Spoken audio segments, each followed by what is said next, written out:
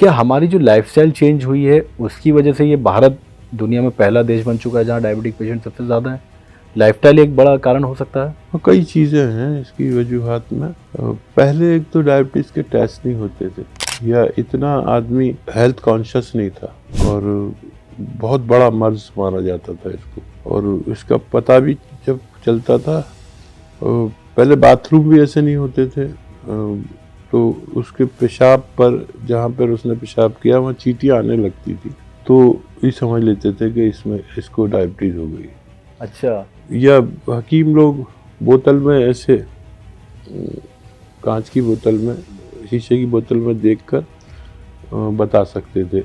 हाँ, पहले ये टेस्ट वगैरह कुछ नहीं थे।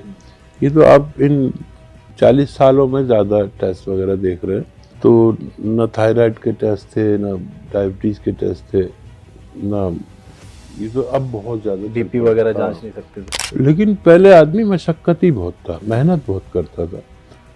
अच्छा, पैदल चलने से, जैसे मैंने बताया कि हमारी जो हमारे जिस्म में जो भी चीज़ें हैं उनके ज़रूरत से कम या ज़्यादा होने को आदमी बीमार कहता है। यानी कैल्शियम बढ़ गया तो कैल्शियम बढ़ जाता है, तो यूरिक एसिड बढ़ गया। अब कैल्शियम भी ज़रूरी है हमारे लिए और यूरिक एसिड भी ज़रूरी है और मीठा भी ज़रूरी है, डायबिटीज़ यानी ग्लूकोज भी ज़रूरी है। जब ज़रूरत से बढ़ गया या घट गया तो हम बीमार हो गए। तो किसी शायर ने शेर कहा ना कि ज़िंदगी क्या है, अनासिर में ज़हूर तरतीब, यानी जो चीज़ें हैं उनका तरतीब से लगा होना ज़िंदगी है। और मौत क्या है, इन्हीं अज्जा का परेशान होना। मौत जो है इन चीज़ों का परेशान हो जाना है, यानी भटक जाना है। तो ये जब चीज़ें बदलेंगी जिस्म में, जैसे कोई गाड़ी है, पेट्रोल की गाड़ी है और आप उसमें डीजल डाल दें या मिट्टी का तेल डाल दें, तो कुछ दिन चल के फिर आपको उसकी सब कुछ बदलवाना पड़ेगा, रिपेयर करानी पड़ेगी। तो जो हमारे जिस्म में मटेरियल जलता है उसमें अगर रद्दो बदल होती है, तगय्युर होता है, तो हमें परेशानी लाजमी होगी। एक लक्षण माने जाते हैं, आप बेहतर बताइए सही, यानी कि बहुत ज़्यादा पेशाब किसी को आ रहा है लगातार, यानी बार-बार उसको जाना पड़ रहा है पेशाब के लिए, तो ये भी एक सिम्पटम्स कहते हैं डायबिटीज़ के हो सकते हैं? हाँ, अगर या तो कोई इन्फेक्शन है यूरिनली में या किडनी में तो बार बार पेशाब आता है, या डायबिटीज़ है तो पेशाब आता है। ये आदमी खुद तय करे कि उसको पेशाब में जलन के साथ आ रहा है तो इन्फेक्शन है। हमने ये सुना है, डॉक्टर से कई कहते हैं कि डायबिटीज़ किसी की बढ़ जाए तो सबसे ज़्यादा इम्पैक्ट जो होता है सबसे पहले हो सकता है वो हार्ट पे होता है ना, किसी को हार्ट अटैक या स्ट्रोक आ सकता है। क्या ये सबसे क्रिटिकल सिचुएशन हो सकती है डायबिटिक पेशेंट्स के लिए? हाँ, अमूमन तो डायबिटीज़ कंट्रोल रहती है दवाओं से और केयर करने से और खाने पीने में परहेज़ करने से।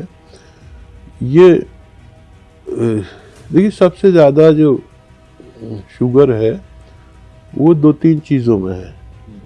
एक तो आटे में, ये जो रोटी आप खाते हैं ये बहुत मजबूत ग़िज़ा है, लेकिन इससे डायबिटीज़ बहुत बढ़ती है। तो इसमें अक्सर इसके आटे की डायबिटीज़ कम करने के लिए दूसरे चीज़ें इसमें मिलाने लगते हैं। कोई जौ मिलाने लगता है, कोई चना या बाजरा, ऐसी चीज़ें इसको मल्टीग्रेन बनाकर खाते हैं, तो उसका जो आटे का प्रकोप है वो कम हो जाता है। तो सबसे ज़्यादा तो डायबिटीज़ में है। अगर आदमी ये आटा, गेहूं का आटा इस्तेमाल ना करे तो भी डायबिटीज़ बहुत कम बढ़ती है। आटा, आलू और चावल, ये 3 जो अनाज हैं इसे आदमी छोड़ नहीं पाता है।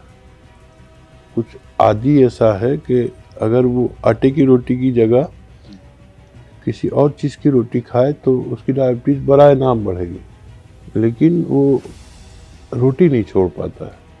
कितने लोग ऐसे हैं जिनकी रोटी के बगैर भूख ख़त्म नहीं होती। वरना मल्टीग्रेन जो आटा है वो खाने से भी डायबिटीज़ बहुत कम बढ़ती है। और वो मरीज़ अलग होते हैं जिनको इंसुलिन लेनी पड़ती है। इंसुलिन जिन लोगों को लेनी पड़ती है इंजेक्शन के तौर पर, उनके पैनक्रियाज बहुत ज़्यादा माजूर हो गए हैं और वो बिल्कुल सपोर्ट नहीं करते, डायबिटीज़ को बिल्कुल सपोर्ट नहीं करते और बराए नाम बनाते हैं।